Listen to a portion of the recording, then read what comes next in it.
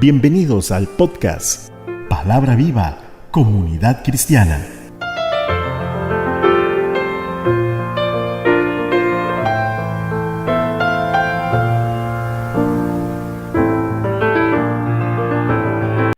Un saludo especial para nuestros oyentes. Es un gusto poder estar con ustedes nuevamente. En esta oportunidad estaremos meditando sobre el significado teológico de las partes del tabernáculo de reunión y su relación con Jesucristo, permitiendo que la palabra cobre sentido en nuestras vidas de una manera edificante y para crecimiento espiritual a cada uno de nuestros oyentes. Hoy titularemos este episodio como Todo tiene sentido. Significado teológico del tabernáculo y sus partes. Empezaremos en esta oportunidad hablándoles sobre el significado de algunos términos de los que hemos venido hablando en episodios anteriores en el libro de Éxodo y específicamente en los capítulos del 25 al 40. Es conveniente que comprendamos el significado teológico y que le encontremos el hilo conductual que nos lleva a Jesucristo a través de toda la Biblia. El tabernáculo de reunión.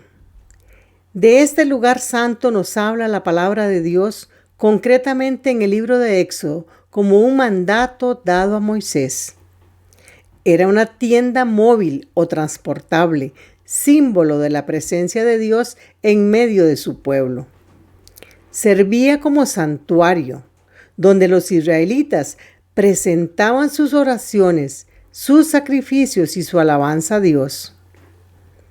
El pueblo de Israel construyó el tabernáculo en el medio del campamento y mientras vagaba por el desierto, luego de que Dios lo liberó de la esclavitud en Egipto. Dios le dio instrucciones muy específicas a Moisés sobre los materiales a usar y cómo habría de ser su construcción. Debemos recordar que el tabernáculo se construyó con ofrendas voluntarias del pueblo, tal como había sido ordenado por Dios. La presencia de Dios en el santuario se movía con su pueblo en el desierto y era el Señor quien les indicaba el camino a seguir. Leamos Éxodo 40:38. Porque la nube de Jehová estaba de día sobre el tabernáculo y el fuego estaba de noche sobre él, a vista de toda la casa de Israel en todas sus jornadas. Era Dios quien les indicaba cuándo partir y cuándo acampar. Cada una de sus partes eran símbolos proféticos que apuntaban hacia Cristo.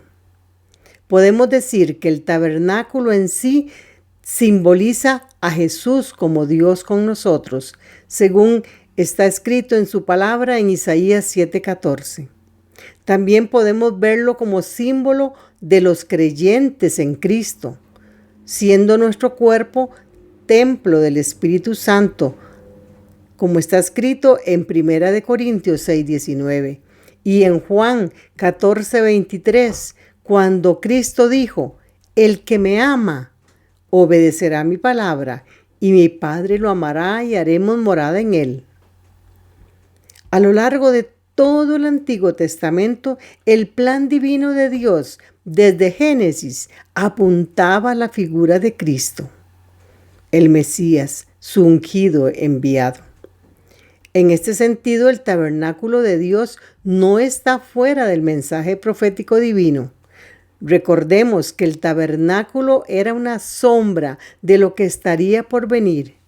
Vendría Jesucristo el Salvador, el que quitó el pecado del mundo, el nuevo pacto de la alianza, y el tabernáculo no se movería ya, sino que Cristo mismo habitaría en los corazones de los que le aman en espíritu y en verdad.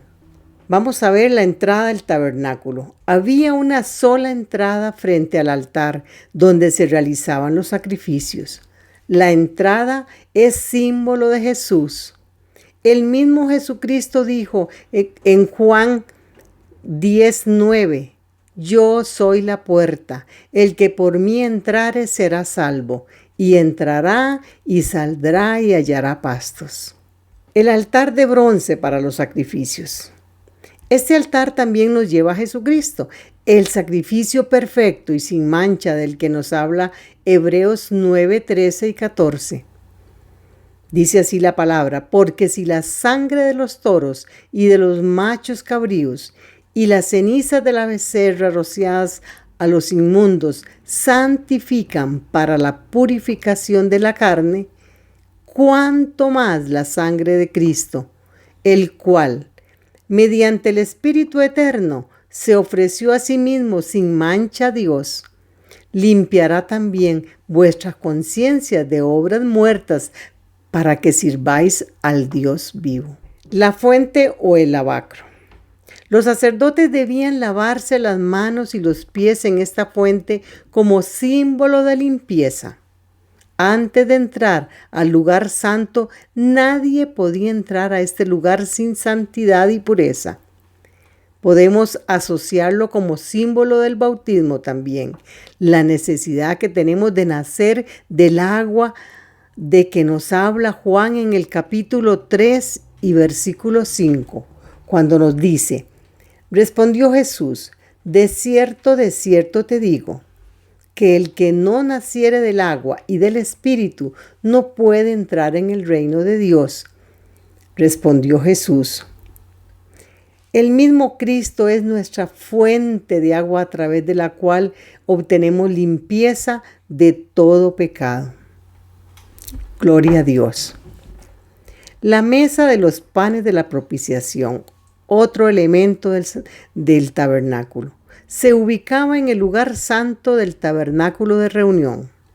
Esta mesa servía como recordatorio de la provisión constante de Dios para su pueblo durante los 40 años que vagaron por el desierto. Estos panes recibían ese nombre porque simbolizaban cómo el pueblo se presentaba ante la presencia de Dios y representaban también la provisión de alimento, la provisión de su presencia y la provisión de protección que tenía su pueblo. El pan debía ser con ciertas cualidades. Número 1, sin levadura, símbolo de que el pueblo se debía presentar ante Dios de manera íntegra, pura y sin pecado.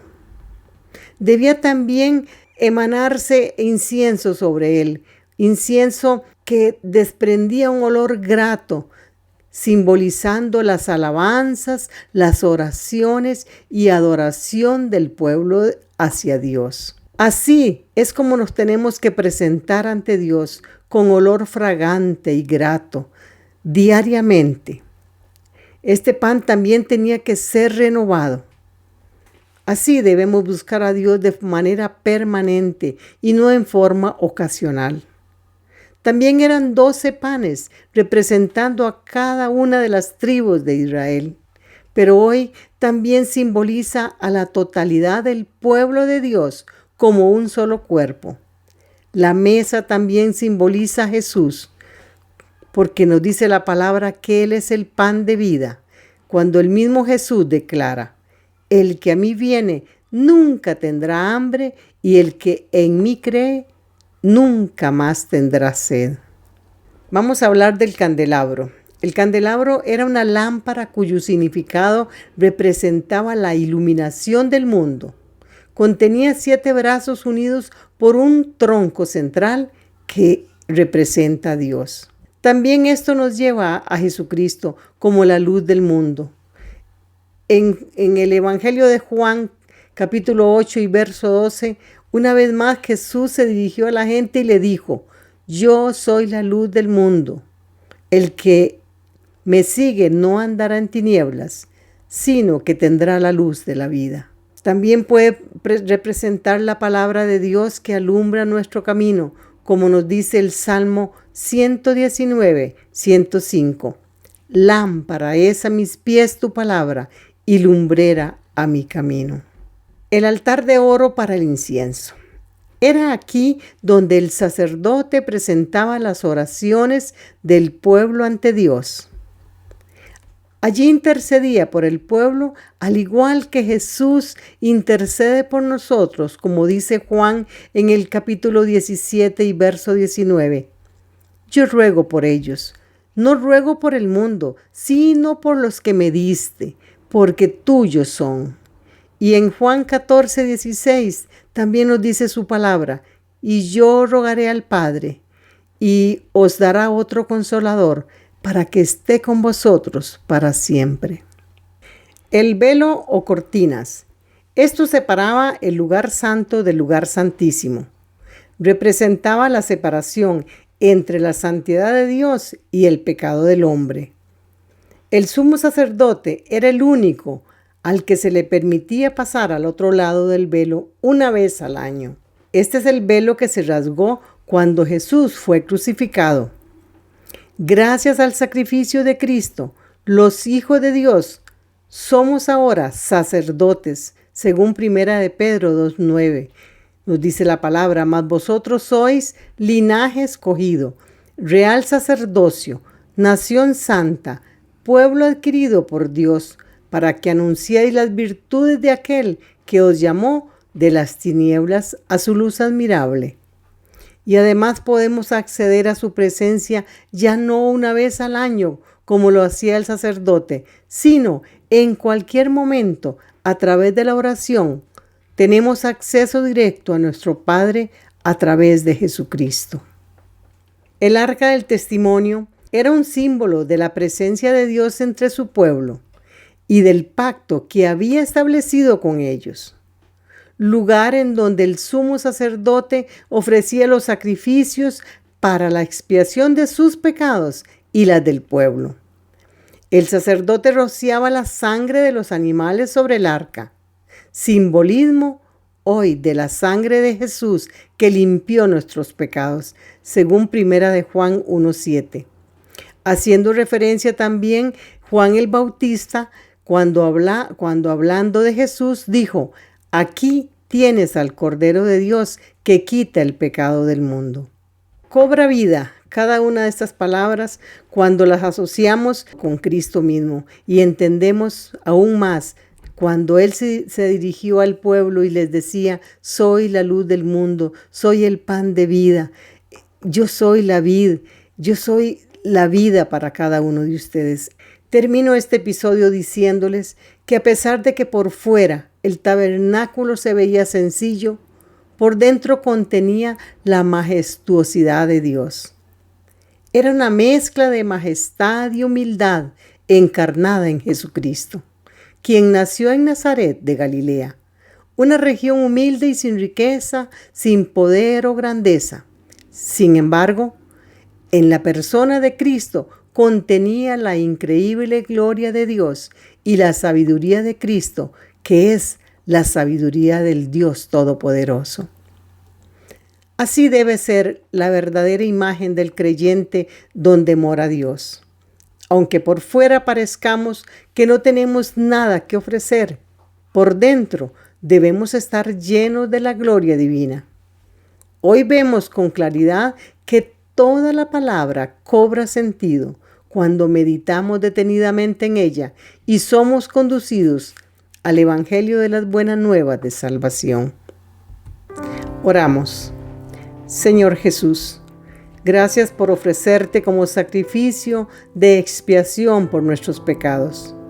Ayúdanos a vivir en santidad y moldéanos conforme a tus planes y propósitos. Permite que estemos vigilantes para mantener tu templo, que es mi corazón, limpio y sin mancha, para agradarte en obediencia y santidad y vivir como un verdadero Hijo de Dios. Todo lo pedimos en el glorioso nombre de Jesucristo. Amén. Muchas bendiciones, queridos oyentes. Soy Cecilia Alpizar desde Santa María de Dota, San José, Costa Rica. Dios me les bendiga.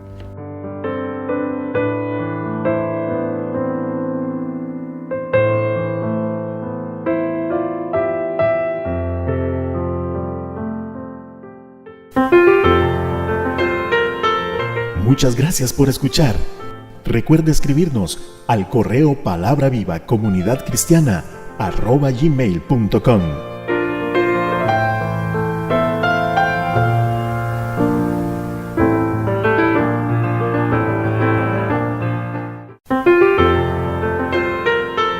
Palabra Viva, Comunidad Cristiana. Todos los derechos reservados.